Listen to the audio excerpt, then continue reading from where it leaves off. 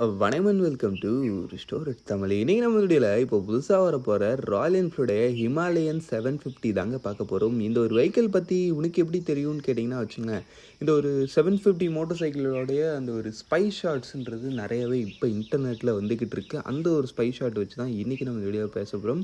வீடியோக்குள்ளே போகிற முன்னாடி சேனலுக்கு இருக்கிற சப்ஸ்கிரைப் பண்ண ஒரு செகண்ட்ஸ் பண்ணி ஒரு தட்டி விட்டிங்கன்னா அது மாதிரி சூப்பர் கூடிய ஆட்டோமொபைல் கண்டென்ட்ஸ் உங்களை தேடி வந்துக்கிட்டே இருக்கும். சரி வாங்க இப்போ நம்ம அதிகமாக வீடியோக்குள்ளே போகலாம். சரி ஓகே, ஃபஸ்ட்டு விஷயம் உங்களுக்கு ஓவரால் டிசைன் ஸ்ட்ரக்சர் பார்த்தாலே தெரியும். இது வந்து ஒரு அட்வென்ச்சர் டோனில் இருக்கக்கூடிய ஒரு மோட்டர் சைக்கிள் தான். அதனால தான் இது நம்மளுக்கு ஹிமாலயன் சீரீஸில் வருன்றதை கெஸ் பண்ணி ஹிமாலயோட 750cc மோட்டர் சைக்கிள்ன்றதை சொல்லறோம். ஆமாங்க, வித் அந்த ஃபோட்டோஸ்லாம் பார்க்கும்போது எதுவும் தெளிவாக தெரியல, பட் ஒரு சில விஷயங்கள் தெரியுது. அது என்னென்னு பார்த்தோன்னா, ஃபஸ்ட்டு விஷயம் இப்போ இதில் உங்களுக்கு அரௌண்ட் ஒரு 17 இன்ச்சஸ்க்கான அலாய் வீல்ன்றது கொடுக்க போகிறாங்க.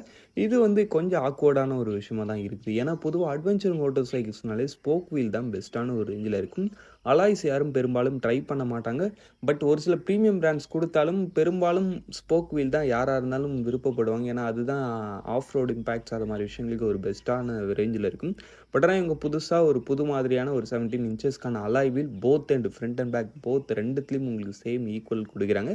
அப்படின்றப்ப இது வந்து அவங்க ஒரு pure and pure off road மோட்டர் சைக்கிளாக மட்டும் பார்க்காம ஒரு ஆல்ரவுண்டர் கேரக்டரிஸ்டிக்ஸ் இருக்கக்கூடிய ஒரு வெஹிக்கிளாக உருவாக்குறாங்களோன்ற மாதிரி ஒரு மைண்ட் செட் வருது. அந்த ஒரு விஷயத்துக்கும் வாய்ப்பு இருக்குதுன்னே சொல்லலாம்.